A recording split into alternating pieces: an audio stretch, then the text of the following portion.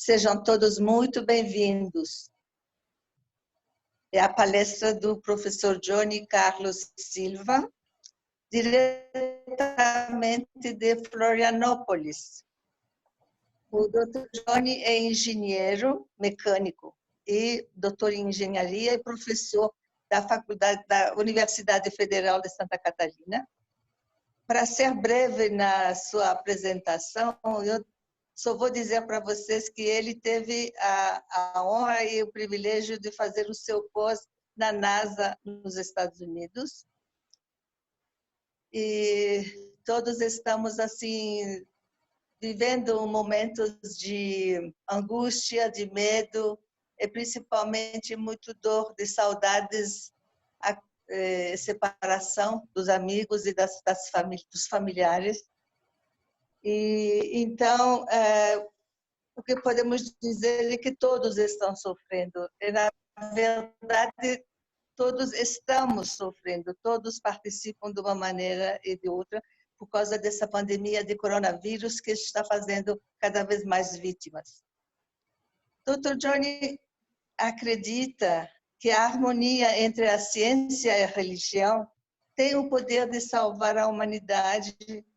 E por isso escolheu abordar o tema de harmonia entre ciência e religião de forma integrativa. Então, querido professor Johnny, seja bem-vindo e fique à vontade, o microfone é seu. Ok, dona Guite, obrigado aí pela apresentação. Quando a senhora me mandou a pergunta de como me apresentar, eu coloquei a última frase, membro da comunidade Bahá'í desde 1985. E essa parte a senhora não leu. Não. Bom, eu achei que todos sabem, mas se não sabem, que bom que você falou. Não, nem todos sabem, nem todos sabem. Então, eu faço questão de dizer, porque a minha história aqui é um paralelo da minha vida na academia, mas também um paralelo que eu aprendi muito na fé Bahá'í. Então, eu declarei Bahá'í em 1985, mas a palestra não vai ser sobre fé Bahá'í, a palestra vai ser sobre ciência e religião, que é um dos princípios Bahá'ís. Tá? E eu também queria dizer a todos aqui da minha gratidão de estar falando para a dona Guite, porque ela é minha avó espiritual, ou seja, o filho dela me ensinou a fé em 1985, junto com o seu líder Spinacé da comunidade Vitória, pai de Marcos, Tereza e Virgínia. Segundo a professora Ana Paula me ensinou, é assim que eu vou poder fazer o compartilhamento de tela, não é isso, Ana? Isso, vamos lá. Vamos lá, vamos ver se eu consigo fazer como foi hoje de manhã, que deu tudo certo. Ok, aqui está dizendo host disable participant screen sharing. Muito bem. Só um minuto. Tem que habilitar para mim. Isso. Um detalhe importantíssimo. Que bom, ainda bem que eu aprendi. Mais pessoas continuam chegando, sejam bem-vindos. Agora deu, Ana. Ok. Muito bem. Nada como ter um especialista no negócio. A gente tem uma equipe que está cuidando de você. Que bom. Isso. Então, amigos, todos conseguem ver aí a tela inicial, a harmonia da ciência e religião, uma perspectiva integradora? Sim. Irade, balança a cabeça para mim, Irade, porque eu estou vendo você aqui. Beleza, tá bom. Ana consegue ver também, Ana? Sim. Todo mundo consegue ver. Muito bem. Então, a gente vai fazer essa apresentação, eu vou contar um pouco da história dessa palestra. E eu inicio com esse slide. Esse slide mostra o Templo de Lótus em Nova Delhi. Só que essa foto ela é duplamente importante, porque essa foto eu tirei. Eu visitei o Lótus de Delhi em fevereiro do ano passado, e os amigos conseguem ver aqui que ela está perfeitamente simétrica, modesta parte. A foto é exatamente assim. E você vê um mar de pessoas indo para lá. Então, lado esquerdo as pessoas estão indo, lado direito as pessoas estão voltando, é mão inglesa. E o Templo Lótus de Delhi é um dos pontos mais visitados de Nova Delhi. Eu tive o prazer de ir lá e entrar no templo e meditar 2 vezes. E lá em cima está escrito: no início de todo empreendimento deve-se ter em mente seu fim. Isso é dos ensinamentos Baha'is. Ou seja, quando a gente inicia um projeto, um empreendimento, devemos mirar em qual o seu objetivo maior. Então, embaixo, eu coloquei uma frase, uma reflexão para todos nós. Por que é relevante conhecer sobre esse tema? Então, na minha história como Bahá'í, que já vão aí 35 anos, a gente entende que são vários princípios da fé, e um deles é justamente esse que a gente está tratando hoje, que é a harmonia entre ciência e religião. Mas eu diria, a visão totalmente particular, eu vou distinguir o que é particular, a visão pessoal dos ensinamentos Baha'is, eu diria que esse, junto com Livre e Independente de Pesquisa da Verdade e mais alguns, são os mais importantes no momento atual, por razões que eu vou tentar mostrar ao longo da apresentação. Então, por que é relevante conhecer sobre esse tema? Fica como reflexão para todos. Aqui tem algumas perguntas. Quais as origens do conflito? Por que existem certos conflitos e visões diferentes sobre ciência e religião? Como a ciência contribui para promover princípios universais? Como os princípios Baha'is podem contribuir na solução desse conflito entre a ciência e a religião, na visão de alguns? Aqui tem uma história, né? Porque os amigos que não me conhecem devem perguntar assim: como é que um cara que é engenheiro mecânico, que tem depois enveredou, ficou só dentro da engenharia, fez mestrado, doutorado, pós-doc em inteligência artificial, tal, vai falar de ciência e religião? Então, tem uma breve história que eu conto aqui. Em 2000 na verdade, aqui está 2015, mas é 2005. Em 2005, os estudantes da pós-graduação da mecânica me chamaram para dar uma palestra para eles. Eu falei: olha, eu não vou falar sobre o meu tema de pesquisa, mas se vocês aceitarem ciência e religião, tudo bem. Então, eles aceitaram. E aí, em maio daquele ano, o secretário da Comunidade Bahá'í do Brasil, Carlos Alberto Silva, disse: olha, a Assembleia Nacional está elaborando uma coisa chamada Cátedra Leonora Armstrong, que a gente convida professores universitários Bahá'ís. Eu falei: ó, Carlos, se eu começar a falar sobre inteligência artificial, o pessoal vai dormir. Mas eu acabei de falar uma palestra sobre ciência e religião na universidade, se o pessoal aceitar, tudo bem. Então, eu dei a palestra na Conferência Andar 2005. Depois, no CONE, em 2007, depois, alunos de pedagogia na UFSC também em 2007. Daí, alguns outros eventos Baha'is. Eu morei na Califórnia durante 2011, 2012 e dei essa palestra na sede regional Bahá'í em São José, na Califórnia. Basicamente a mesma estrutura. Depois, na escola temporária em Mojimirim.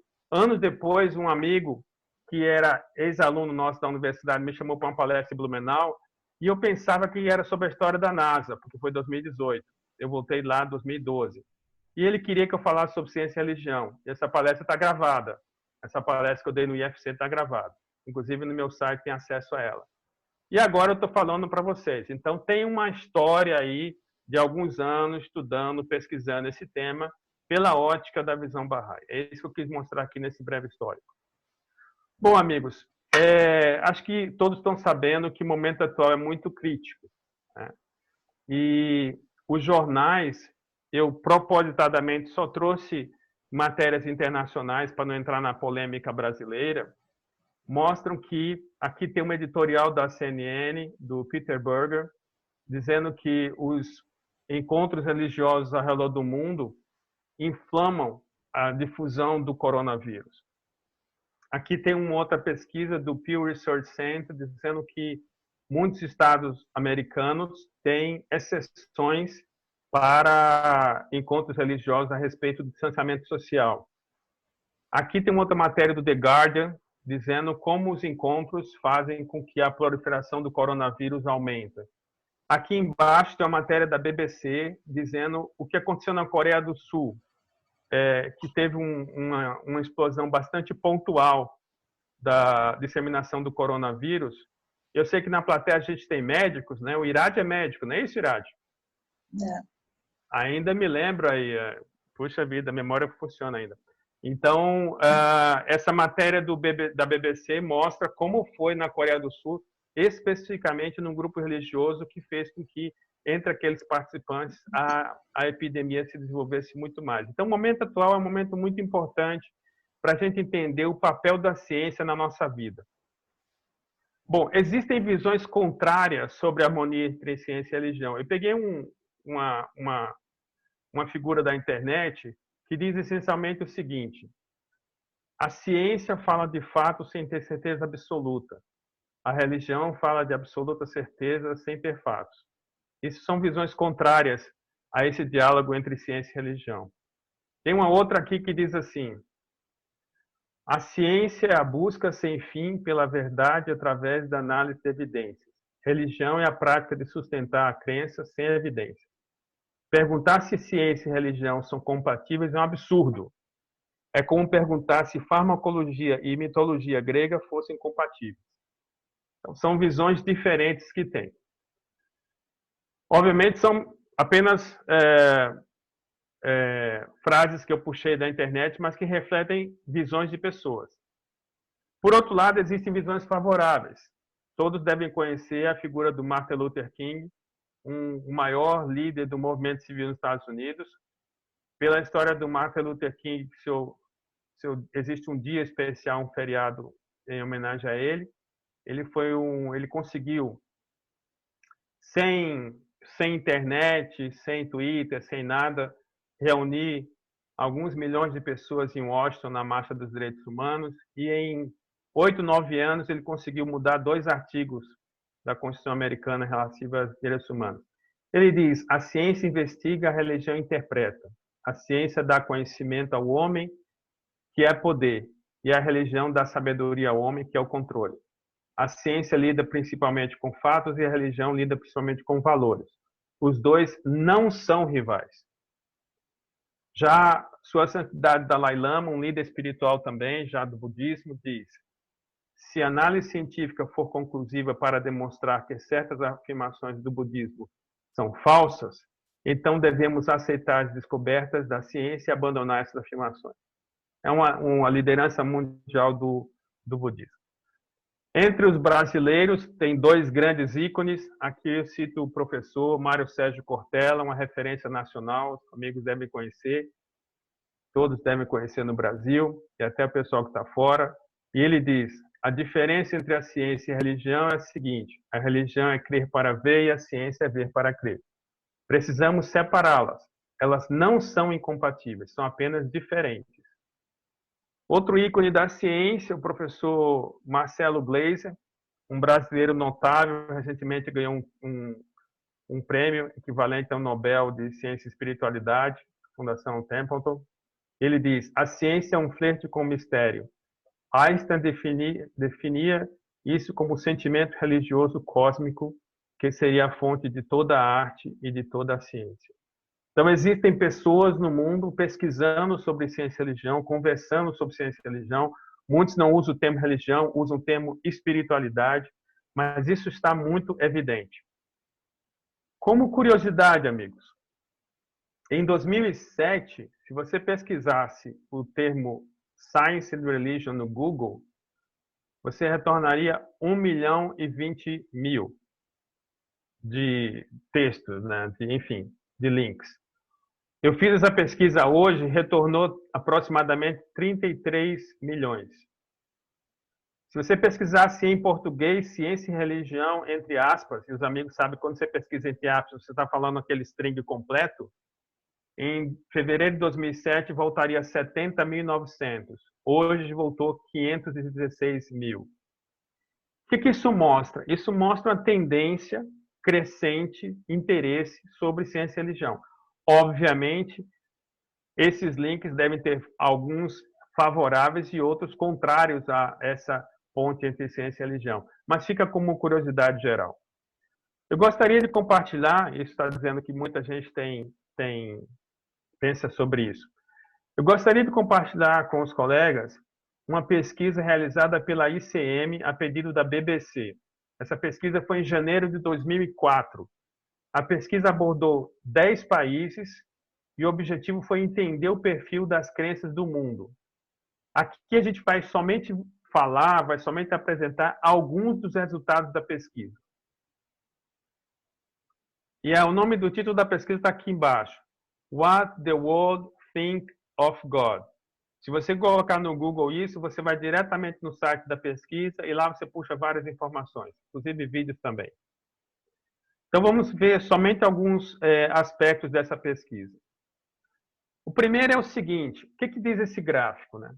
Esse gráfico, ele diz aqui, é um gráfico que inclui aqueles que responderam de maneira positiva as seguintes citações. Sempre acreditei em Deus. Acredito em Deus, mas nem sempre fui assim. Não acredito em Deus, mas creio em algum poder superior. Então, esse gráfico compila todas as respostas das pessoas a essas três afirmações. Então, a gente vê aqui os países que foram pesquisados: Nigéria, Indonésia, Líbano, Índia, México, Estados Unidos, Israel, Rússia, Coreia do Sul e Reino Unido. Okay? E aqui são os vários resultados. Alguns comentários. Existe relação entre crença e nacionalidade, um aspecto muito cultural. Por exemplo, no Reino Unido, pessoas menos propensas a acreditar em algum poder superior. Enquanto que nos Estados Unidos e México, em torno de 90% acreditam em um poder superior. A pesquisa foi de 2004, talvez se repetir agora, esses percentuais vão variar. Mas existe uma relação muito cultural que a pesquisa também abordou. E a relação é a seguinte. Entendam como é que está a frase aqui. A frase é: meu Deus é o único verdadeiro Deus. Okay? Então meu Deus é o único verdadeiro Deus. E aqui tem o percentual de concorda e de discorda. Então as barras vermelhas mostram as pessoas que concordaram com essa frase. E as barras azuis mostram o número de pessoas que discordaram dessa frase. Meu Deus é o único verdadeiro Deus. Então, os países aqui, Indonésia, Líbano e Nigéria, tiveram maior percentual de pessoas que concordaram com essa frase. Enquanto que Reino Unido e Coreia do Sul, Estados Unidos praticamente metade, Reino Unido e Coreia do Sul, mais pessoas discordaram dessa frase. Comentários. Mais de 90% dos entrevistados na Indonésia, na Nigéria e Líbano, disseram que acreditam que seu Deus é o único verdadeiro Deus. Isto comparado a apenas 31% dos entrevistados no Reino Unido, cerca de 50% nos Estados Unidos e na Rússia, e no México quase 80%. Um outro gráfico mostra o seguinte, qual é a pergunta aqui? Crença em Deus ou poder superior contribui para melhorar o ser humano? Repetindo. A crença em Deus ou um poder superior contribui para melhorar o ser humano? E aqui tem um resultado. A barra de cima é a média, tá? A média total das pesquisas, considerando os diferentes respondentes em todos os países. Então, o que a gente vê aqui é que a maioria muito grande dos que responderam disseram que acreditam que a crença em Deus ou um poder superior contribui para melhorar o ser humano. Então, os comentários.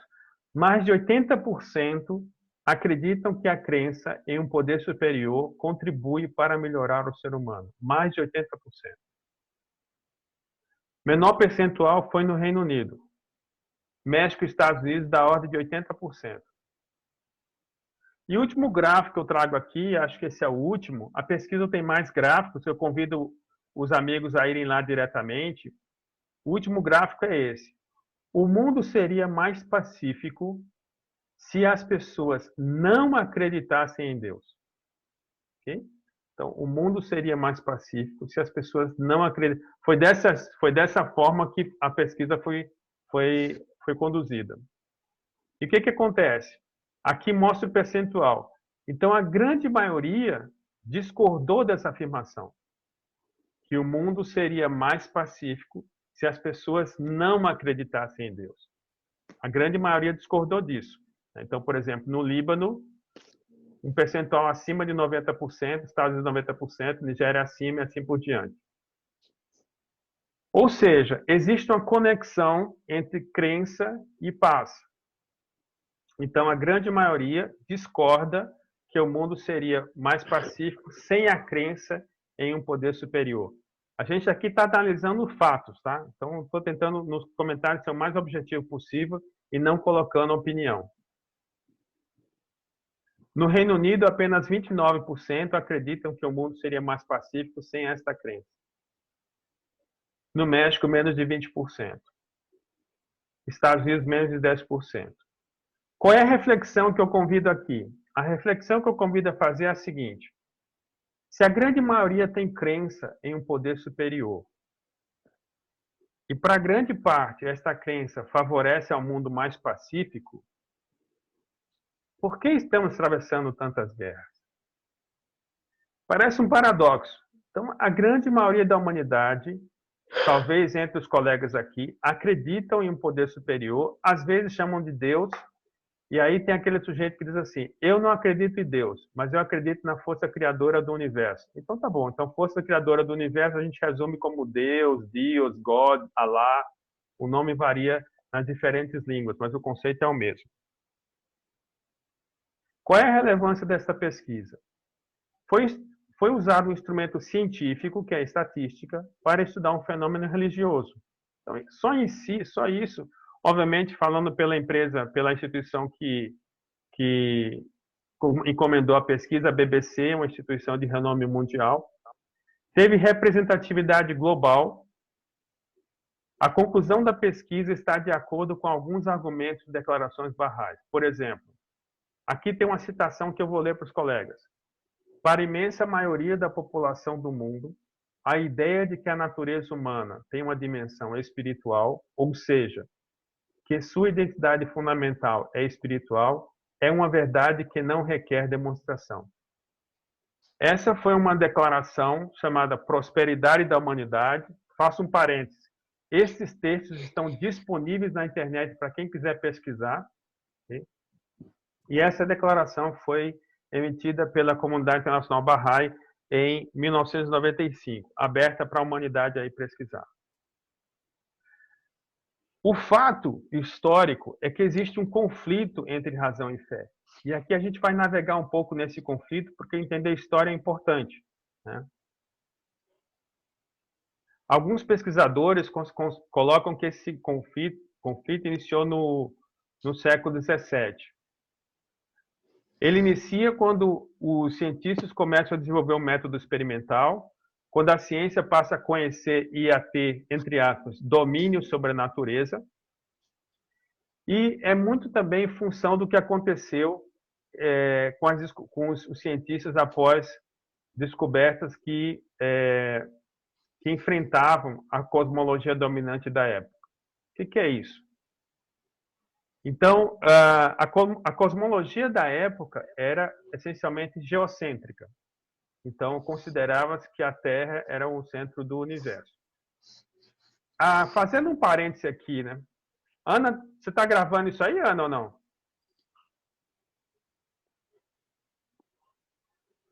Sim, estou gravando, sim. Então, eu vou ter que ser mais moderado nas piadas.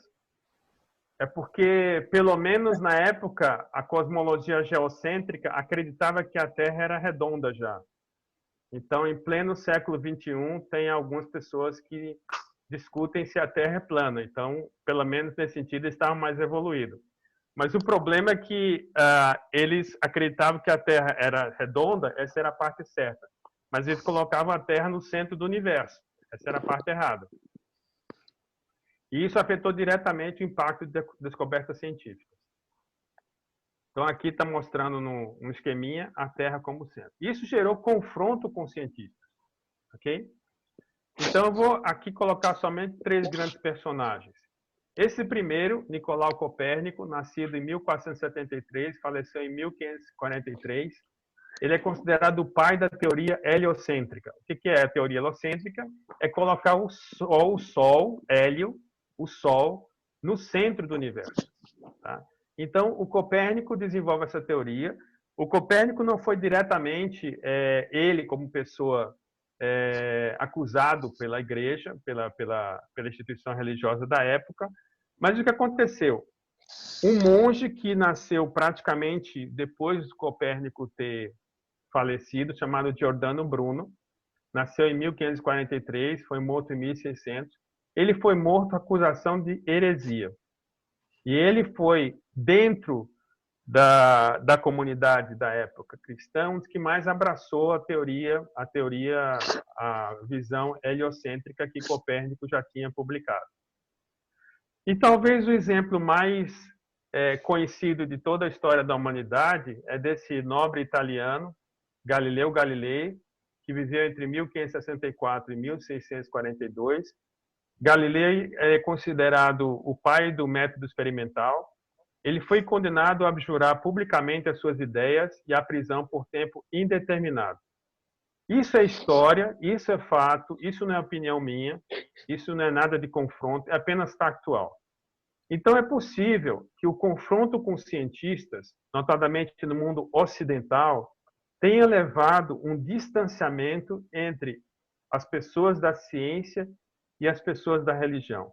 O que eu estou querendo falar aqui, colocar aqui, é essa possibilidade de entender a origem do conflito.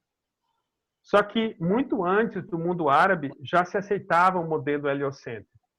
Então, enquanto a Europa disputava sobre isso, a ponto de acusar pessoas de heresia, ou, enfim, a ponto de condenar, no mundo árabe, isso não era uma questão de disputa. Então, historicamente, estava mais evoluído do que a Europa. Houve uma contraposição do iluminismo, que é um movimento cultural de Inglaterra, Holanda e França, principalmente século XVII, século XVIII. O iluminismo vem libertar a consciência humana das guerras, da ortodoxia, do fanatismo. É como se fosse um pêndulo. A humanidade estava muito para um lado e o iluminismo levou para o outro.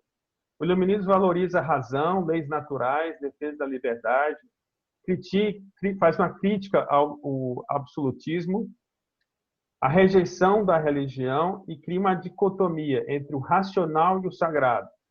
É quase como se esses dois fossem duas forças paradoxais. E alguns resultados, esse movimento cria ceticismo, alienação e um materialismo corrosivo. Na medida que ele tira o sagrado dos grandes halls de pensamento, das grandes discussões sobre pensamento, ele dá oportunidade para o materialismo corrosivo. Isso não são palavras minhas, isso é uma declaração que está aqui, a fonte é o ISGP.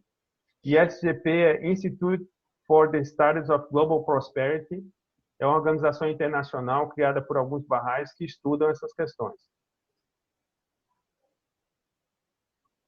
Existem, obviamente, essas duas visões, são duas visões paradoxais, quase. Criacionismo e evolucionismo. A gente vai falar um pouquinho sobre isso para entendermos um pouco desses aspectos. Por que é importante entender, pessoal? Existem visões político-administrativas religiosas de governos que tomam decisões a favor do obscurantismo. Quando eu escrevi esse texto, extraí esse texto, era 2005, 2006, mas talvez ainda seja bastante atual no mundo. Então, por exemplo, proibir a teoria evolucionista em escolas públicas. Existem visões de governo que tendem a proibir o ensino da teoria evolucionista. Também isso é equivalente ao conhecimento equivalente a proibir o conhecimento do criacionismo, seus fundamentos e argumentos. O que está se colocando aqui é que essas coisas devem ser estudadas de maneira profunda, muito mais do que serem aceitas cegamente. Essa é a proposição que a gente está fazendo aqui. E se a fonte também está disponível para os colegas. O que é o criacionismo? Rapidamente falando, uma das referências que eu peguei, são conceitos básicos aceitos como verdadeiros pela fé em uma revelação. Notadamente, o criacionismo bíblico, revelação através dos relatos de várias naturezas, expressos direta ou indiretamente na Bíblia.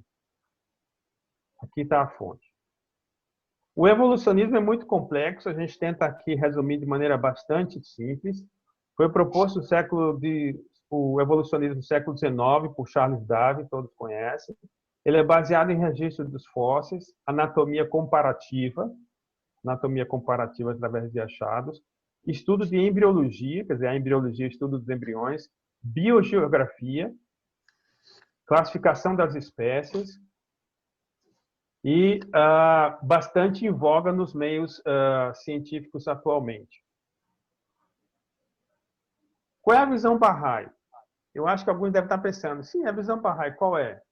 A gente vai falar, mas não agora. Então, algumas reflexões serão apresentadas posteriormente. A ideia agora é a seguinte, é ver como a ciência pode contribuir para promover princípios universais. Então, é ir até a ciência e mostrar que hoje a ciência pode contribuir para promover princípios realmente espirituais. Então, é isso que a gente quer fazer agora. Então, por exemplo, não sei se vocês sabem, amigos, mas hoje em dia existem pesquisas que buscam utilizar instrumentos relacionados à neurociência para entender qual é o efeito da meditação no cérebro. O caso mais clássico é relacionado ao estudo feito por esse cientista aqui, chamado Richard Davidson, da Universidade de Wisconsin, e ele estuda o efeito de meditação no cérebro de monge budista, que é esse Mathieu Ricard. E isso é feito através de uma máquina chamada ressonância magnética funcional. Basicamente, a pessoa é submetida a uma ressonância magnética, mas o cérebro dele ele fica acordado, ele fica ativo, ele fica bombardeado de vários estímulos e tenta ver a que medida esses estímulos afetam as características do cérebro. No sentido de que quanto mais meditação ele tem, menos sujeito ele fica aos estímulos externos bons e ruins. O que é interessante em relação a Mathieu Ricard é uma história interessante. Mathieu Ricard tem doutorado, década de 70, numa área médica. Não me lembro exatamente da especialização que ele teve, mas depois dele ter o doutorado, ele é francês, ele abraçou o budismo. Ele se tornou um monge budista. E ele é o tradutor do Dalai Lama para o francês. E quando Mathieu Ricard foi para a máquina, como deu uma leitura, é como se a máquina tivesse quebrado. Ou seja, as pessoas não achavam que um ser humano podia ser submetido a tamanhos estímulos e permanecer tão calmo da maneira que ele permaneceu. E aí, em função disso, se criou uma marca chamada O Homem Mais Feliz do Mundo, The Happiest Man in the World. Então, se você for lá botar no Google, The Happiest Man in the World, você vai cair na história do Mathieu Ricard. É importante dizer também que hoje se estuda muito, se utiliza muito de ciência, notadamente neurociência, para estudar a felicidade. Eu não vou falar muito sobre esse tema aqui, porque eu sei que entre a plateia tem pelo menos umas 2 referências nesse tema. O professor Cristiano é um profundo conhecedor do tema da felicidade, faz parte de um grupo de estudo aqui na UFSC. Depois a gente pode conversar mais sobre isso. Mas é importante dizer que a ciência está buscando estudar esses fenômenos que no passado seria praticamente impossível. Bom, qual é a maior dádiva de Deus ao homem? Fazendo um pequeno parênteses. Uma das figuras centrais da fé Bahá'í, ele recebeu o título de Abdul-Bahá. Passou praticamente 60 anos da vida em aprisionamento, e quando ele sai da prisão, em 1908, ele começa a viajar pelo mundo. Ele vai para Paris, vai também para a Inglaterra, vai para os Estados Unidos, do Canadá, etc. Numa das palestras dele em Paris, ele abre a palestra com a seguinte frase: a maior dádiva de Deus ao homem é o intelecto, ou o entendimento. Então, isso é para que a gente entenda, para que os Bahá'ís lembrem e para que os amigos que estão conhecendo a fé conheçam, entendam que na fé Bahá'í nós somos estimulados, nós somos, como é que eu poderia dizer, educados a dar valor ao intelecto, ao entendimento. Isso está em palestra do Bahá'í em Paris. Então, através da ciência, nós desenvolvemos dádivas, por exemplo, como descobrir mistérios da natureza, sobre a vida do homem e de outras espécies, como temos melhor qualidade de vida, como temos maior longevidade. É um fato que a longevidade, como parâmetro de qualidade de vida, aumentou bastante. E aqui a gente tem médico que pode comprovar isso com muito mais propriedade. E a maior facilidade de comunicação. Então, isso são características que advêm da ciência. Então, na fé Bahá'í, a ciência é extremamente valorizada. Fica aqui esse ponto. Bom, o que tem em comum na ciência, pessoal? Eu fiz isso aqui, obviamente a gente não sabe, para falar para uma plateia muito diversa.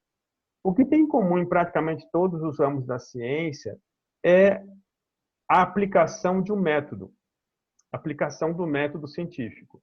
Esse método científico ele começa por uma observação de um problema, de um fenômeno, ele passa a realização de uma pergunta, o que leva a uma reflexão.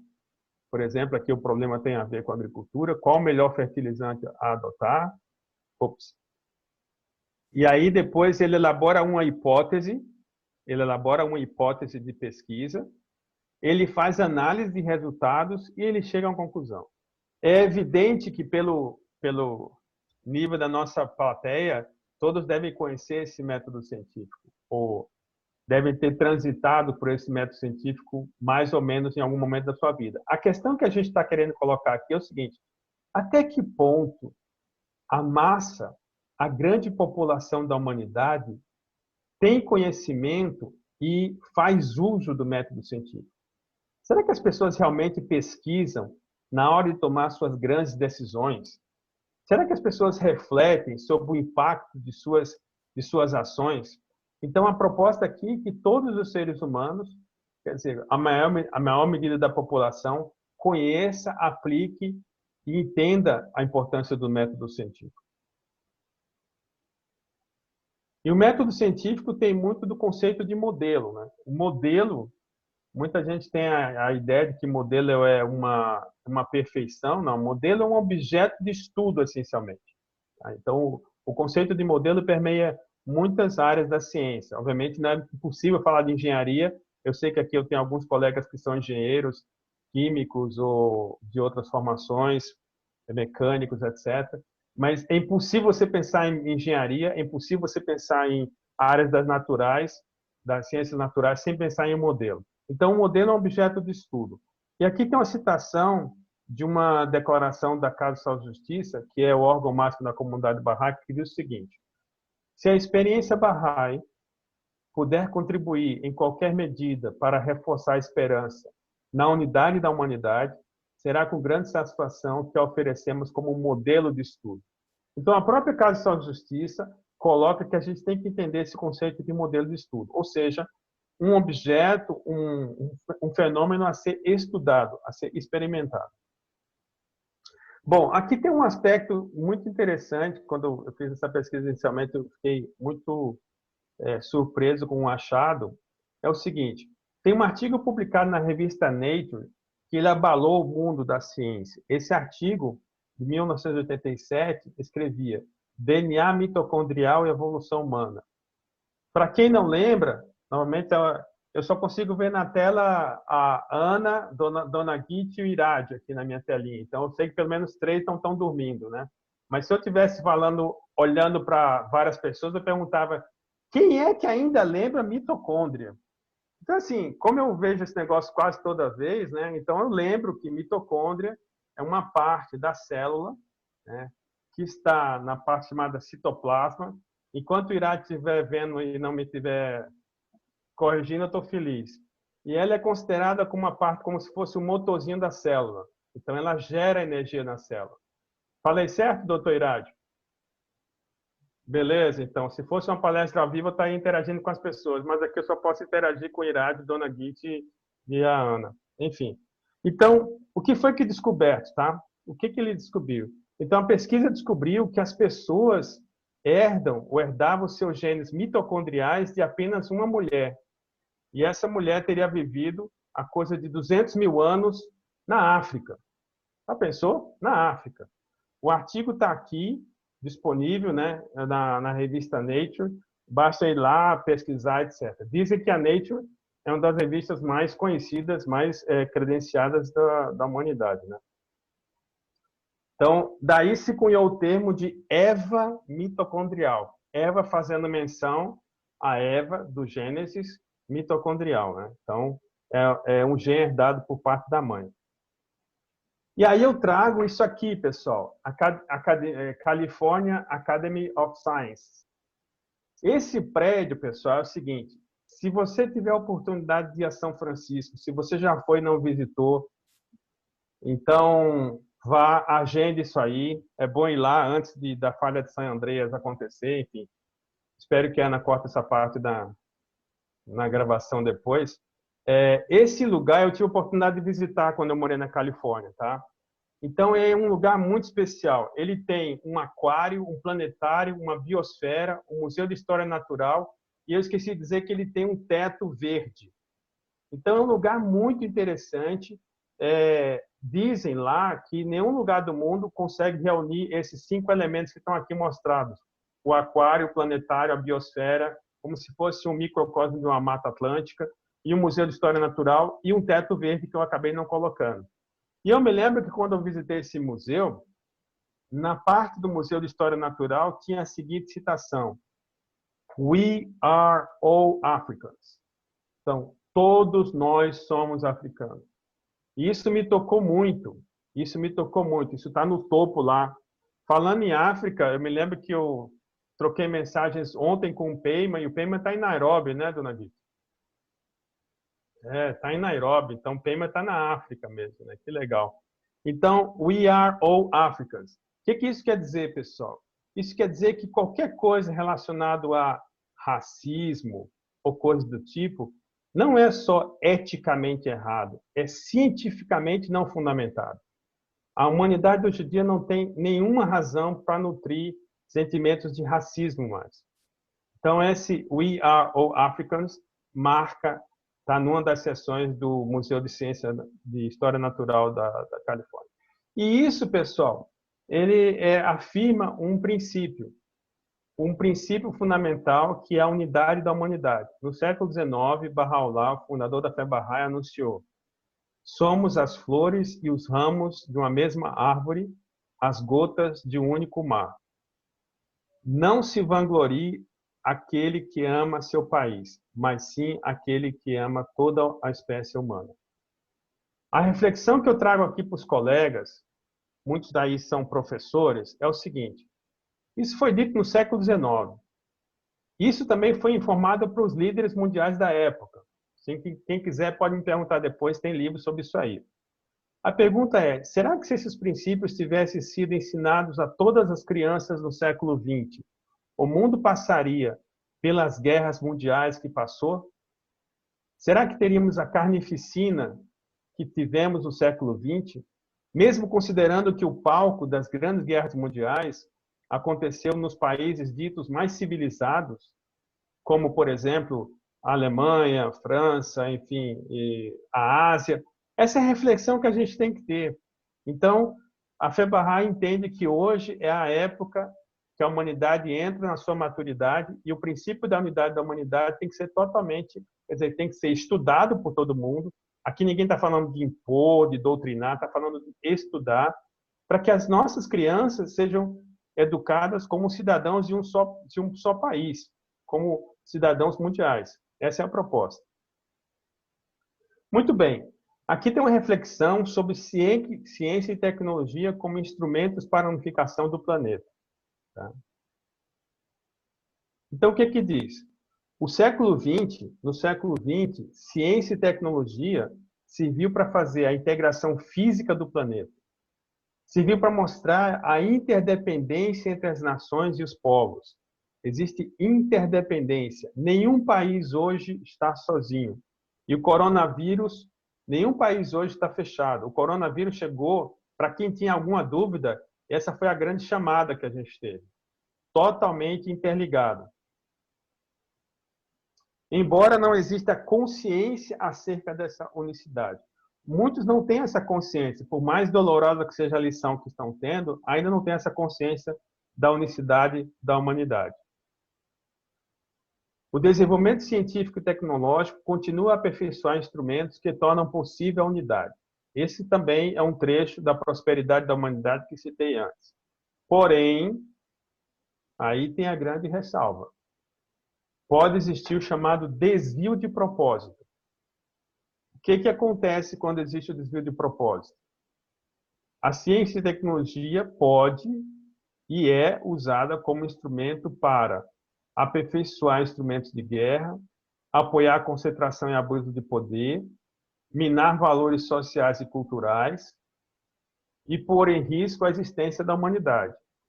Em 1991, eu tive a oportunidade de morar no Japão, e visitei, eu não morei em Hiroshima e Nagasaki, mas visitei as duas cidades.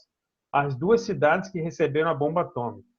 E nenhum lugar do mundo passou pelo que Hiroshima e Nagasaki passaram. Nem em Dresden, na Alemanha, que também aconteceu uma coisa muito séria lá.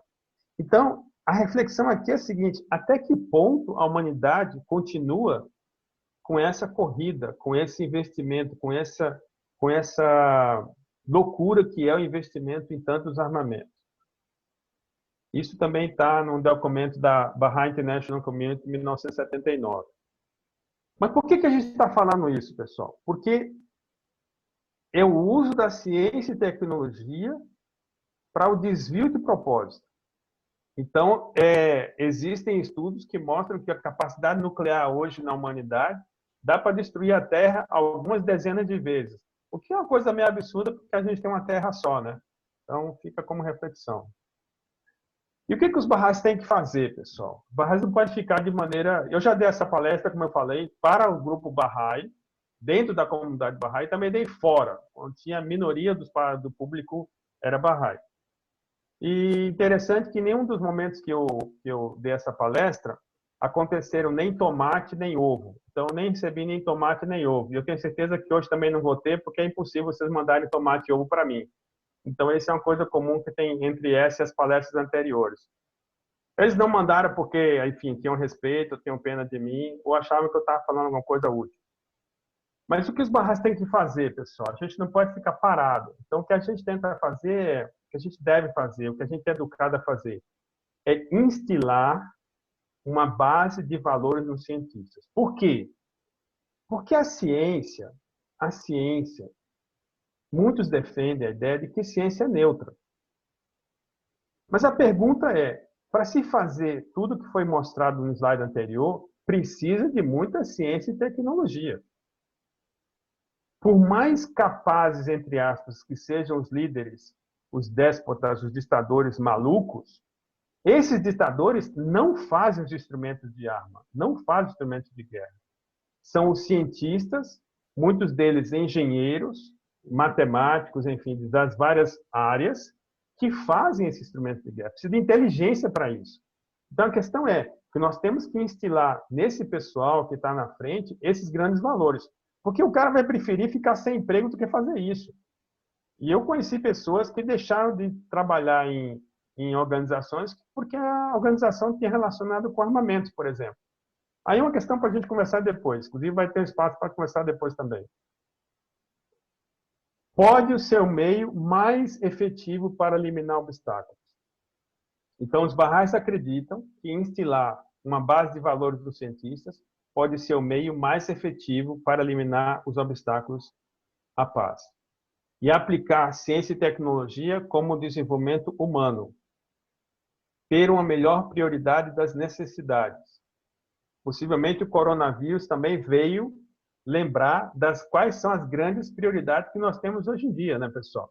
Quer dizer, um país que em 2 décadas gastou 2,5 ou 3 trilhões de dólares nas guerras no Oriente Médio e alguns médicos na maior cidade do mundo, uma das maiores capitais do mundo, tinham que usar saco de lixo como roupão para proteção do coronavírus. Veja onde chegou a situação da humanidade, né?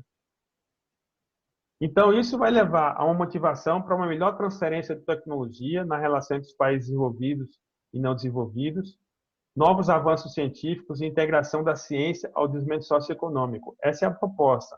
Isso está na declaração da BIC de 1979, de onde eu tirei a citação anterior.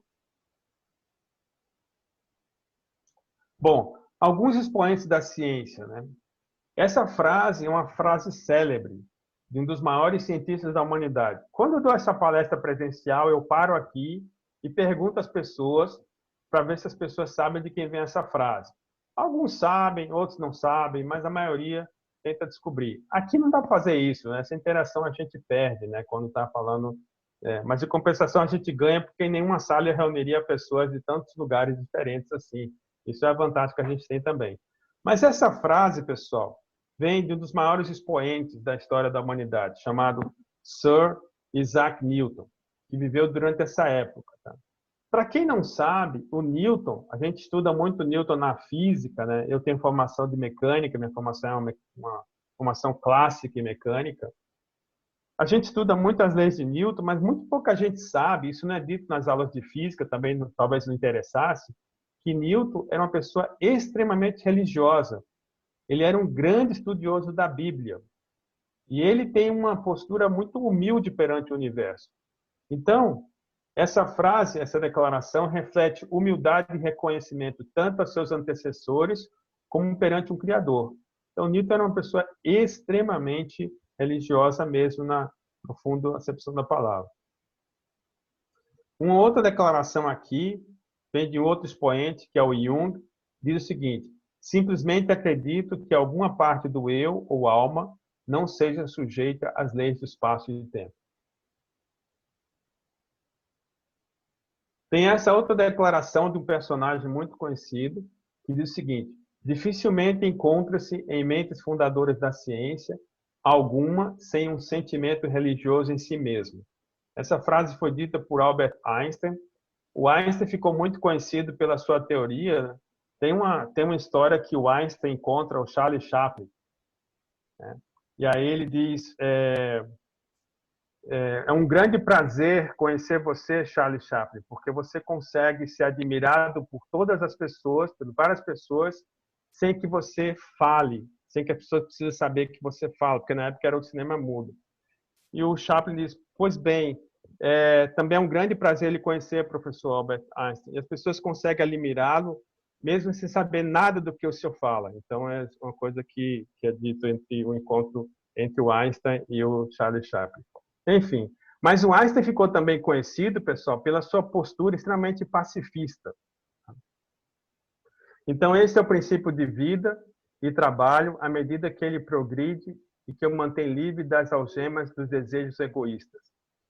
Existem declarações, o Einstein visitou o Brasil, existem declarações de pessoas que estiveram com Einstein e disseram que ele é uma pessoa extremamente humilde e respeitoso pelo ser humano, apesar de ser considerado uma das maiores mentes que já viveram. Muito bem, já falei um pouco sobre os princípios Baha'is, mas aqui a questão é como os princípios Baha'is podem contribuir para a harmonia entre a ciência e a religião. Ok, uma das coisas que a fé Bahá'í ensina, isso desde o século XIX, é que deveria existir uma língua mundial auxiliar. Já no século XIX, Baha'u'lláh previu que a Terra seria uma família só, que as pessoas iriam circular grandemente pelo planeta, etc, etc. Mas tem uma frase que me salta aos olhos, que é o seguinte. A frase é essa: o mecanismo de comunicação mundial será projetado, englobando todo o planeta, livre dos obstáculos e restrições nacionais e funcionando com incrível rapidez e perfeita regularidade. Se eu estivesse dando uma palestra presencial, eu pararia e perguntaria às pessoas: o que você acha que essa frase descreve? Então, a que essa descrição nos remete? Quando esta frase foi escrita? E por quem essa frase foi escrita? A minha experiência, quando eu dou essa palestra presencial, é que todo mundo diz que essa frase descreve a internet. A internet está descrita nessa frase. É um mecanismo de comunicação mundial, englobando todo o planeta, e as pessoas livres de obstáculos e restrições publicam o que quiser virtualmente. Infelizmente, algumas vezes fake news, né? Mas isso é outra história. Só que essa frase, ela foi dita em 1936 por um personagem chamado Shoghi Effendi. Aí fica depois, quem quiser estudar a história dele, enfim, foi um grande visionário, um grande educador, um grande líder mundial, Shoghi Effendi. Existem pontos desafiadores que a gente tem que tratar nesse momento, quando fala de ponto entre ciência e religião. E aqui tem alguns deles. Gênesis, teoria da evolução, cosmologia, base da filosofia, fertilização, etc, etc. A história nos mostra que, às vezes, a religião está à frente do seu tempo. Por exemplo, existem exemplos onde o ensinamento religioso esteve à frente do seu tempo. Já falei um pouco antes que até Copérnico, a Europa acreditava no geocentrismo, embora o Alcorão já revelara: o Sol move-se num lugar fixo e cada estrela move-se em seu próprio céu. Não se discutia sistema geocêntrico e helocêntrico no mundo islâmico, pessoal. Não estou aqui fazendo apologia nem em detrimento de um em relação ao outro. Estou olhando a história. Tá?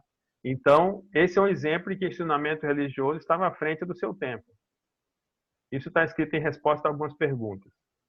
Bom, hoje existe um projeto chamado SET, que significa Search for Extraterrestrial Intelligence, que é a busca por inteligência extraterrestre.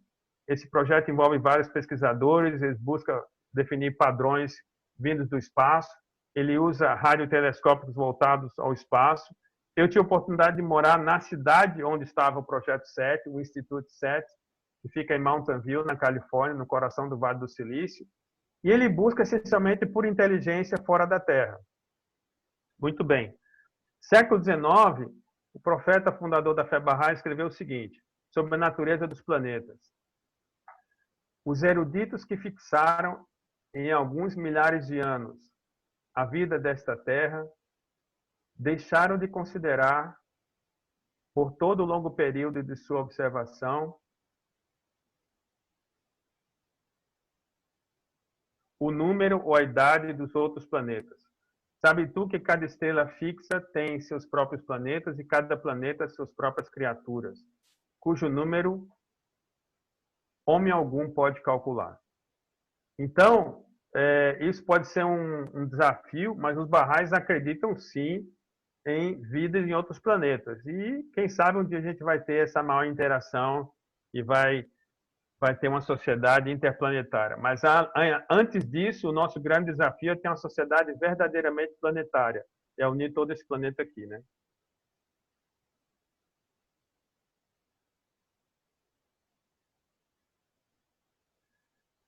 Muito bem. Qual é a visão sobre os gênios, pessoal? E aqui eu estou colocando um texto, sem qualquer interpretação, coloco um texto e os colegas são convidados a pesquisar. Esse texto é muito interessante, que ele diz o seguinte: essa história tomada em sentido aparente, segundo a interpretação das massas, é de fato extraordinária. A inteligência não pode aceitá-la, afirmá-la ou imaginá-la, pois tantos arranjos, detalhes, discursos e repreensões estão longe de ser de um homem inteligente e muito menos da divindade.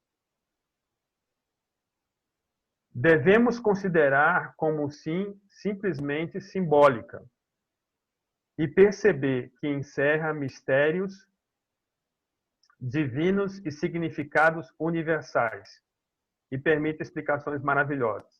Então, a questão que a gente convida aqui é uma reflexão de que, por exemplo, o que está escrito, como a gente pode estudar esses textos? Estudar pelo ângulo da unidade da humanidade.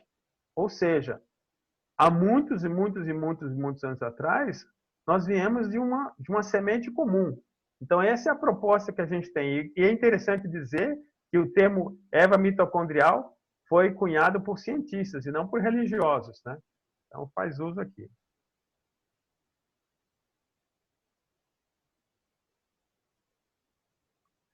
A teoria da evolução é um outro texto que diz, né? Entre o homem e o símio, no entanto, há um elo perdido e, por enquanto, os cientistas não foram capazes de descobri-lo. Por isso, a maior prova dessa teoria ocidental da evolução humana é anatômica. A maior prova é anatômica. O elo perdido da teoria darwiniana é uma prova que o homem não é um animal. Na verdade, tem mais coisas que mostram que o homem não é um animal, tá? Mas isso aqui é só um texto. Sua ausência é uma indicação de que o homem nunca foi um animal e nunca será encontrado. Depois a gente vai ter um espaço para perguntas e respostas, enfim, a gente pode conversar sobre isso. Isso está em Promulgação da Paz Universal. Bom, o argumento que se utiliza bastante é o argumento que, no caso, Abdu'l-Bahá utilizou na apresentação dele, é o argumento da evolução do próprio embrião humano. O que a gente analisa? E aqui eu estou vendo o Irad, que é médico, só posso olhar para o Irad, que é médico, e ele conhece tudo de embrião. Então, se eu falar alguma coisa, ele vai me cortar depois, porque agora ele não pode me cortar, porque é a Ana que controla o microfone. Então, o embrião humano, com 15 dias, parece isso aí, pessoal. Eu pergunto a vocês, será que isso parece um ser humano? Com 15 dias, talvez, se você mostrasse para qualquer pessoa, pensaria que isso era um anfíbio. Já com 3 semanas, essa é a aparência do embrião humano, com 3 semanas da fecundação. Depois, em estágios mais avançados, com 35 dias, essa é a aparência. Já dá para detectar olhos, um pouco do coração, enfim. E aqui, com 6 semanas. O que está se querendo mostrar com isso? O que quer se mostrar é que a evolução anatômica nem altera, nem afeta a espécie. Então, na perspectiva Bahá'í, mesmo que o ser humano não tenha se parecido com o ser humano no passado, ele era um ser diferente. É essa perspectiva que a gente está tentando mencionar aqui. E assim se dá o mistério da vida, onde o amontoado de células-tronco, se transforma nisso aqui. Quando eu dou essa palestra presencial, nesse momento, metade do salão que não está dormindo fala: as mulheres entram enfim, ficam totalmente agraciadas quando vê um bebê assim. Dizem que mulher não resiste ver bebê recém-nascido. Mas aqui a gente não tem essa chance que eu não consigo ver vocês. E aqui a gente traça alguns paralelos, pessoal. Paralelo entre ciência e religião, tá? A ciência, ela evolui baseada em grandes mentes. A religião evolui baseada em ensinamentos de profetas ou mensageiros. A ciência é cumulativa via descobertas. Um cientista sempre usa descobertas. Ele tem que estudar os princípios dos anteriores a ele. Aquela citação do Newton, né? Eu pude ver longe porque estava no ombro de gigantes. A fé Bahá'í ensina na revelação progressiva, que a religião é ensinada de épocas em épocas, de acordo com a capacidade da humanidade de aprender. A ciência é formulada por leis universais. A religião é transmitida por princípios e leis. A ciência é baseada em observação da natureza. A religião é baseada na conexão do mensageiro com a fonte superior. A ciência deixa um registro a ser testado. O cientista quer que as pessoas testem as suas descobertas, porque só assim vão ser validadas. A religião, ela apresenta uma mensagem para a humanidade também para ser testada. Quando a Casa Notícia oferece à comunidade como modelo de estudo, é para ser testado, para ser avaliado mesmo, como se avalia um modelo. Muitos cientistas não são entendidos em seu tempo. Muitos profetas foram perseguidos durante a sua vida. Na verdade, grande parte dos profetas. A ciência conclama pesquisas futuras e a religião anuncia outros profetas. O verdadeiro cientista é humilde perante o universo. O profeta, o mensageiro divino, também é muito humilde perante o Criador. Essa figura, que talvez seja a figura mais conhecida no mundo Bahá'í quando se fala de ciência e religião, ela resume bem a visão. Que a visão Bahá'í é que como se a humanidade fosse um pássaro. Uma asa é a ciência e a outra asa é a religião. Ambas as asas devem ser igualmente fortes para alçar voo. Essa é a síntese do ensinamento Bahá'í sobre a harmonia entre ciência e religião. Existe uma força unificadora que vai ser conseguida quando esses dois sistemas de conhecimento se unirem. E essa citação trata sobre isso, trata disso. E diz o seguinte: quando a religião, livre das suas superstições, tradições e dogmas pouco inteligentes, mostrar sua harmonia com a ciência, então se achará no mundo uma grande força unificadora e purificadora. Isso está em palestra de Abdu'l-Bahá em Paris. Então, note que Abdu'l-Bahá, que é foi um líder espiritual, ele menciona que a religião deve estar livre de superstições, tradições, dogmas pouco inteligentes. E aí vai se criar uma harmonia com a ciência e uma grande força unificadora e purificadora. Daí a gente está chegando quase no final. Existe uma data histórica. Se a gente usa hoje, pessoal, telefone, esse instrumento que a gente está usando, computador, internet, tudo isso aí, o tataravô do telefone foi o telégrafo. E aí é o seguinte, o que aconteceu em 23 de maio de 1844? Entre Washington e Baltimore foi realizada a primeira transmissão telegráfica. E o que é a mensagem? Qual foi a mensagem escolhida? Dizem que o Samuel Morse pegou, achava que era uma coisa muito importante a ser transmitida, não poderia escrever uma coisa tipo, mãe, o que é que está faltando na geladeira? Então ele tem que escrever uma coisa. Nessa hora, geralmente as pessoas riem, né? Aqueles que estão acordados ainda, mas eu não posso ver vocês. Então ele pegou a Bíblia e resolveu mandar a primeira frase que ele achou. E a frase que ele achou foi essa: o que Deus criou. No mesmo dia, na distante Pérsia, nascia a fé Bahá'í. Mera coincidência de datas, a história mostrará. Para os Bahá'ís, este foi um dia de grande relevância científica e espiritual para a humanidade. Aconteceu no mesmo momento, praticamente. Dois eventos muito diferentes. Então, através da ciência, sabemos onde moramos. Faz de conta que vocês todos estão em Florianópolis, tá? Então, se você tem uma vista aérea de Florianópolis, essa aqui é a vista aérea da ilha de Florianópolis. Então, a ciência diz que a gente mora aqui, né? Mas também, se você faz um zoom out, eleva a câmera, você começa a ver que praticamente não consegue mais ver a ilha de Santa Catarina. Agora, você está vendo a América do Sul, né? Mas onde realmente moramos? Nós moramos aqui, né? Esse é o nosso lugar comum que a ciência mostrou, né? O século XX mostrou isso aí. E eu tenho a certeza absoluta, colocaria minha mão no fogo, que não existe ninguém na plateia que é terraplanista, mas se tiver, me desculpe. Então, realmente, o século XX mostrou isso aí. Essa é uma foto célebre que foi tida de uma das missões do Projeto Apollo. Mas, de fato, aqui está mostrando onde a gente mora, né, pessoal? Consegue ver a Terra aí? Não consegue mais, né? Carl Sagan, ele foi um dos líderes da missão da Voyager, década 70, botaram uma sonda, é considerado objeto que voou, que está mais distante do planeta Terra. E diz que a Voyager tem uma foto da Terra que é bem distante, eu não me lembro a que distância. E o Carl Sagan diz que assim, era um pálido ponto azul na vastidão do universo. Ele ficou cunhado, a pale blue dot.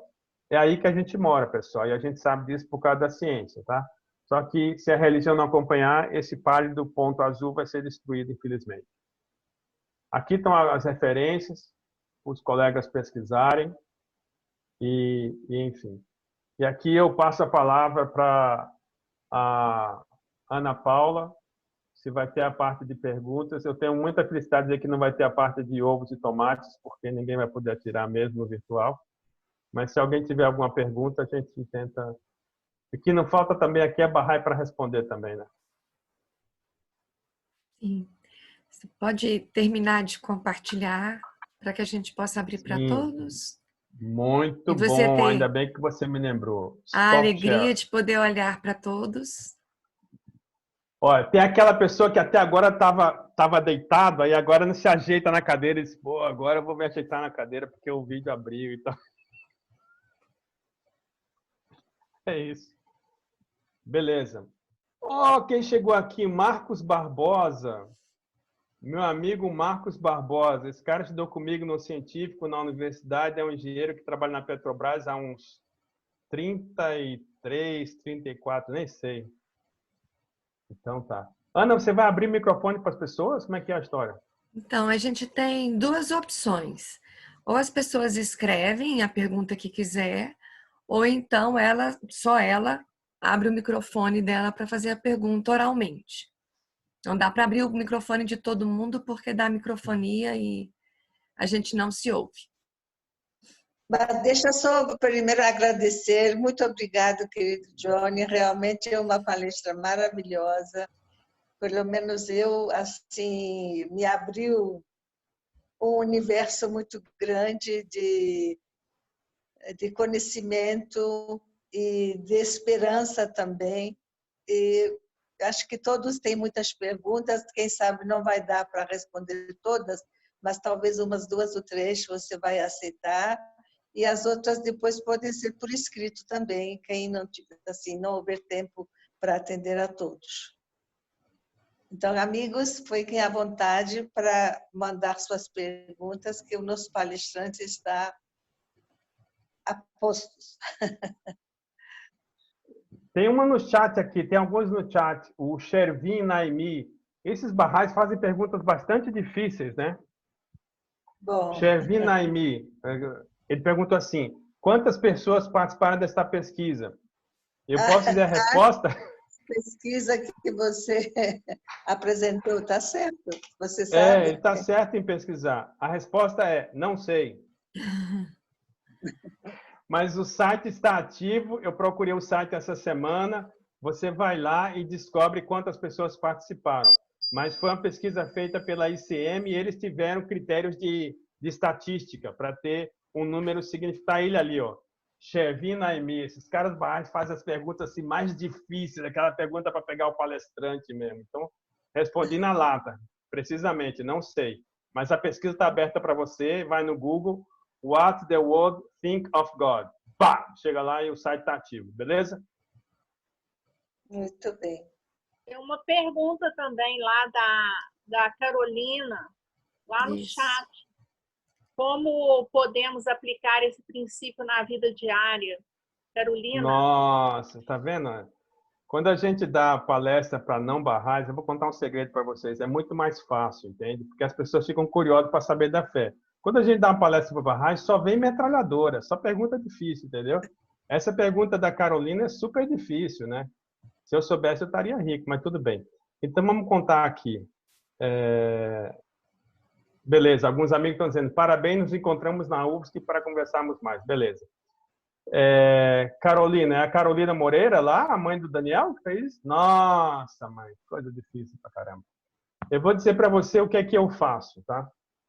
Primeiro, religião tem que ser algo permeando a nossa vida. Uma coisa que eu não falei durante a palestra, hoje é o dia do trabalho, certo? E existe um princípio Bahá'í que diz que aquele que faz um trabalho com espírito de serviço, ele está em estado de oração. Então, esse princípio conecta o trabalho, que é uma atividade que todo mundo tem que fazer, a um momento espiritual, que é servir a humanidade. Então, a ciência e a religião, nesse momento, podem estar conectadas. Quando a gente vai tomar as grandes decisões, por exemplo, vou fazer um parênteses aqui. Está gravando ainda, Ana, ou não, né? Sim. Sim, Sim. Nossa, tem que ter muito cuidado no que eu falo.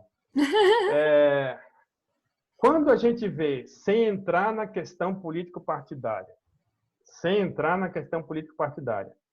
que um líder mundial chega para a população e diz que poderia considerar tomar desinfetante para matar coronavírus. que horror. Isso é um fato, dona Guite. Não estou dizendo que é a minha opinião, mas é um fato que ele disse. Mas veja, a minha filha que mora nos Estados Unidos me falou que existe número especial para chamar quando alguém está envenenado, principalmente crianças tomam alguma coisa assim, produto de limpeza, etc. Mas depois que isso foi falado, não dava para atender tantos telefonemas, porque o pessoal foi lá e tomou mesmo. Exato. Então, o que acontece? Exatamente. O que acontece? As pessoas têm que entender que as suas ações terão impacto na vida dos outros. Tanto os líderes, como a sociedade no geral. Então, um dos princípios que a Fé Bahá'í ensina é pesquisa livre e independente. O grande parte da plateia vai dizer sim, é verdade. Ok. Então, como é que a gente exercita pesquisa livre e independente? Por exemplo, pesquise profundamente a vida daquelas pessoas que vão estar em posições de liderança na sociedade. Pesquise a vida delas, não somente as palavras. Então, use o método científico da pesquisa para tomar a grande decisão, por exemplo, em quem você vai votar. E aí, eu acho que existe uma diferença muito grande de um país ser governado por uma cientista eu não vou dizer o nome de ninguém aqui, e o país ser governado por um negociador. Então, a história da humanidade vai ensinar para a sociedade o que o impacto da sua decisão tem na vida. Então, a harmonia entre ciência e religião pode ser vivida em vários aspectos da vida. Eu citei somente dois. Na hora de você decidir em quem você vai votar, você tem que aplicar pesquisa, ter um raciocínio científico para estudar, e também na hora de você encarar o seu trabalho como um instrumento de oração. Mas o assunto é muito longo, e quando a gente vem pergunta de Bahá'í, é bucha de canhão, porque é muito difícil também. Mas foi um prazer, Carol, ter você aqui. Posso fazer uma pergunta? Nossa, professor Cristiano, meu grande amigo. Fala, Cristiano. Professor Johnny, muito obrigado pela palestra. Aprendi muito com o senhor hoje à noite. Eu não sou da fé do Bahá'í, então a minha pergunta provavelmente vai ser mais fácil. Como é que o senhor vê a possibilidade de se trabalhar a questão da espiritualidade e da ciência nas escolas, nas universidades? Qual seria o caminho para isso? Muito boa pergunta, mas deixando claro que as perguntas, quando vêm de um doutor em engenharia, são mais difíceis ainda, tá? Então, tá. Cristiano, é assim, ó, um dos ações que a gente pode ter, primeiro, é encarar que religião não é só uma questão de atitude e crença, mas é um sistema de conhecimento que precisa ser estudado. Entende? Então, existem, por exemplo, disciplinas chamadas ciências da religião. O Cortella, que eu citei na palestra, ele é professor de ciência da religião. Não sei se os colegas sabiam disso, mas ele é professor de ciência da religião. Então, primeiro é eliminar o preconceito em estudar religião. Infelizmente, no ambiente acadêmico, do qual eu faço parte com muito orgulho, eu sou professor da UFSC há 26 anos e estou na UFSC há 32. Eu tenho o tempo da UFSC quase o tempo que Marcos tem na Petrobras. Por aí. Quando a gente fala o nome religião entre os círculos acadêmicos, parece que você está fazendo até uma coisa que é uma blasfemia, ou seja, uma coisa de repugnação. Então, primeiro, entender que religião é um sistema de conhecimento que pode ser estudado. Então, aplicar já a não ter preconceito em estudar. Esse é um primeiro passo. E fazer a ponte entre as diferentes áreas do conhecimento humano. Nós somos da tecnológica, mas eu sei que eu e você estamos naquele grande projeto de estudar a felicidade. E no estudo da felicidade você fala de meditação, você fala de propósito. E tem muitos caras, tem muitos professores do CTC que olham e falam, será que isso tem fundamento de ser estudado? Mas a gente vê grandes universidades americanas e outros estudando seriamente isso aí. Então, eu acredito que a gente está na fase da humanidade, Cristiano, que esses assuntos podem ser estudados de maneira ampla, de maneira aberta. Agora, existe um grande, como eu posso dizer, uma grande discussão nos meios acadêmicos sobre as escolas mais básicas.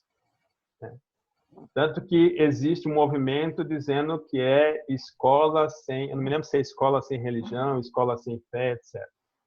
Qual é o grande problema? O grande problema é ensinar religião de forma dogmática e não de forma factual. O que seria de forma dogmática?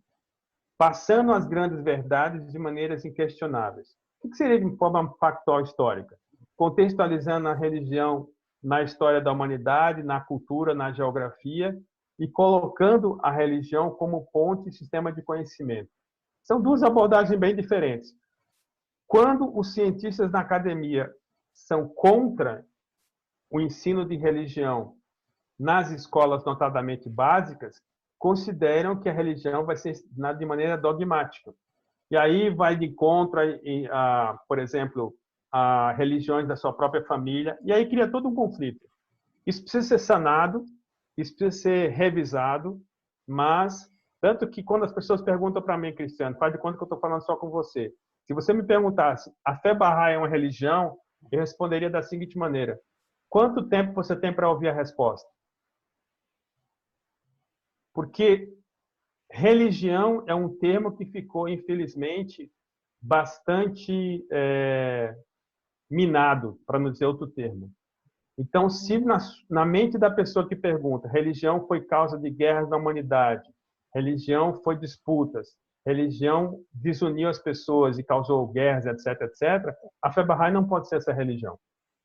Inclusive, tem um ensinamento que diz, se a religião for causa de guerra, é melhor que não exista. Mas se na sua concepção, religião tem a ver com religare, ligar o ser humano a um ser superior, aos seus semelhantes e a si mesmo, aí talvez a fé Bahá'í possa ser considerada religião por você, entende? Então, depende da semântica que você carrega naquela palavra. Eu acho que eu não respondi, porque o tema é muito longo, mas eu tentei dar uma pincelada. Mas o que não falta aqui é Bahá'í para responder para você, Cristiano. Eu abro o microfone para a Ana, se alguém quiser mais complementar.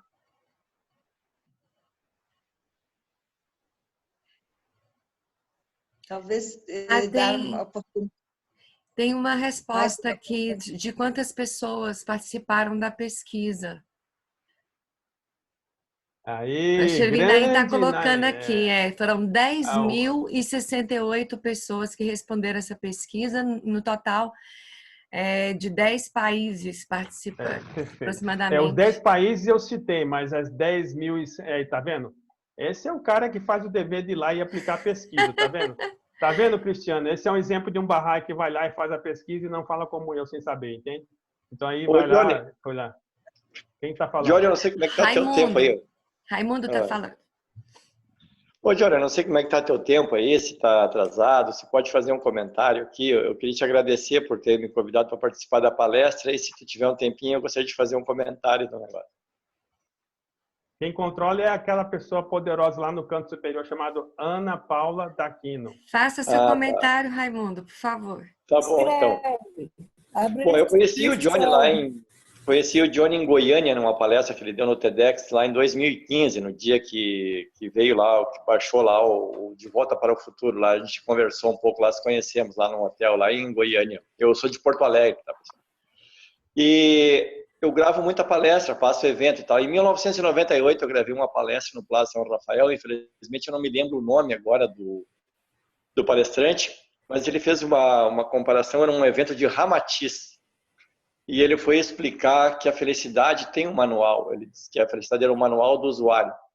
Aí ele citou um exemplo na época lá, que o videocassete ficou lá na vida dele o tempo todo piscando lá, 12 horas, 12 horas, 12 horas. E a pessoa nunca descobriu por que era aquilo ali. Um dia o videocassete estragou, ele mandou embora e tal, e não tinha nada que fazer no sábado à tarde, ele leu o manual. E daí ele disse, puxa vida, eu não sabia que se eu programasse o horário eu poderia ter gravado um filme que passou de noite, ver no dia seguinte e tal. Simplesmente porque não leu o manual. E o manual da felicidade, ele existe. E ele não era novo. Na época ele tinha quase 2.000 anos. Hoje teria 2020, né? Que se chama Evangelho. E aquilo me ficou na minha cabeça, e agora tu estava falando, eu me lembrei dessa passagem aí, cara. Isso aconteceu em 98, cara. Então foi um fato assim que me retornou um negócio lá numa palestra que eu gravei uma vez. Então, né, me chamou a atenção isso. Valeu, Rai. Obrigado pela participação. Foi muito bom ter você aqui e também te conhecer lá em Goiânia.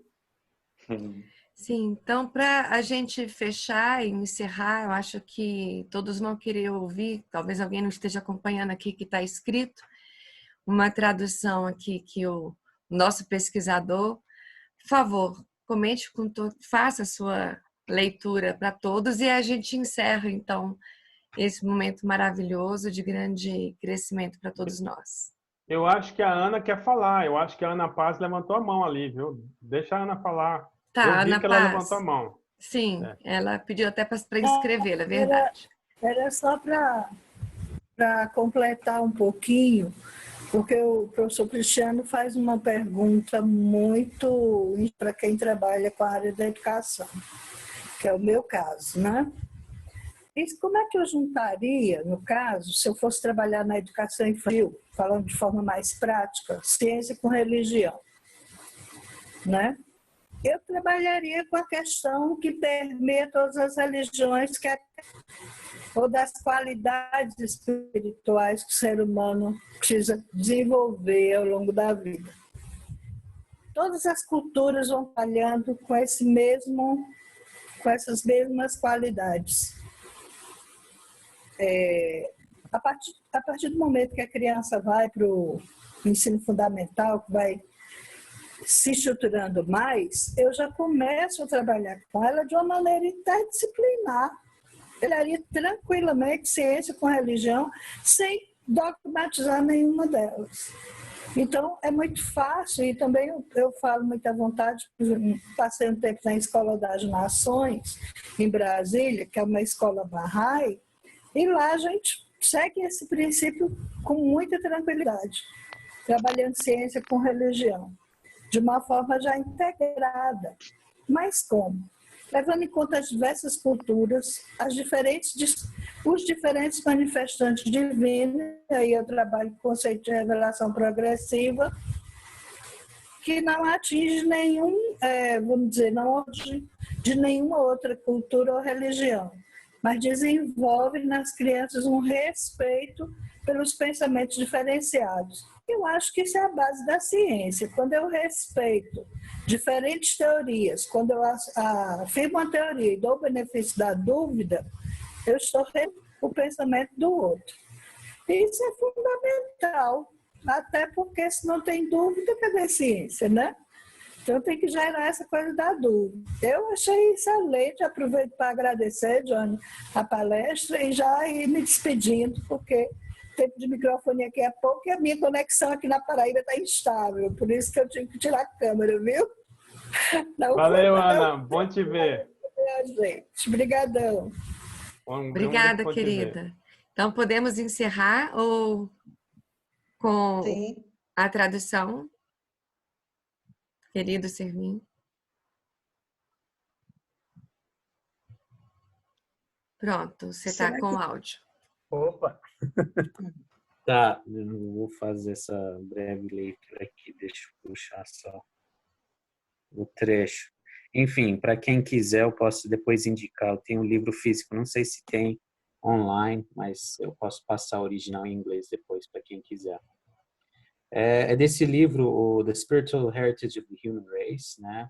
Que é um grupo na Universidade de Maryland, nos Estados Unidos, que tem um curso sobre teologia e religião, mas também esse trecho aqui foi o Mehrdad Massoudi, que é um engenheiro, né?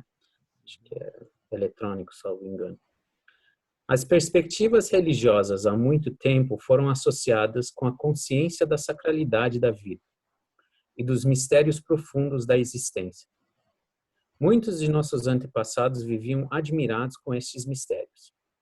Mas, como o filósofo Ludwig Wittgenstein observou, todos os fatos, empíricos ou científicos, contribuem apenas para fixar o problema, não a sua solução. Não é como as coisas são neste mundo que é místico, mas o fato de ele existir. A partir desta perspectiva, até uma descrição completa de como é constituído o universo não diminuiria o seu mistério. De uma certa forma, o aumento de conhecimento empírico provocado por investigação científica serve apenas para ampliar o encantamento. A imensidão absoluta do cosmos e a ordem impressionante manifesta nos ciclos da natureza têm sido fontes duradouras de admiração, sempre dando lugar a novas perguntas a considerar e novas belezas a contemplar. Lindo, muito obrigado. Obrigado, Chervin, querido. É isso. Chervin, você estava na palestra do Soltanier, não estava? Eu acho que eu estava. Eu me lembro de você. Até estava com saudade das suas palestras. Valeu, Chervin. Um abração, querido. Opa, outro. Muito bem. Ana, quer fechar? Então, agradeço a presença de todos vocês. Foi maravilhoso ter vocês aqui. Toda sexta-feira às 20 horas nós temos temas sempre muito interessantes. Estão todos convidados para as próximas. Agradecemos o Johnny por essa contribuição maravilhosa, dividir o seu conhecimento com a gente. E eu vou abrir agora, liberar o microfone. Quem quiser dar um oi, um olá para Para os que ainda estão aqui, fiquem à vontade. Guite, quer dar algum recado? Ana, sim, eu queria falar da palestra da semana que vem. Vai ser a Fariba Vardat, que vai fazer a palestra. E o assunto é sobre a situação da mulher nessa questão de pandemia, onde os casais, as famílias têm ficado longos tempos juntos. E é claro que onde não há harmonia entre o casal, os problemas têm aumentado. Então, ela vai tentar nos ajudar a compreender o que está acontecendo e como podemos melhorar a convivência familiar durante a pandemia. Sexta-feira que vem, às 20 horas. Aguardamos por todos. Uma boa noite para todos, um bom fim de semana. Boa noite, pessoal. Obrigado. Boa noite, obrigado. Boa noite, obrigada. Tchau. Boa noite, tchau. Tchau, tchau.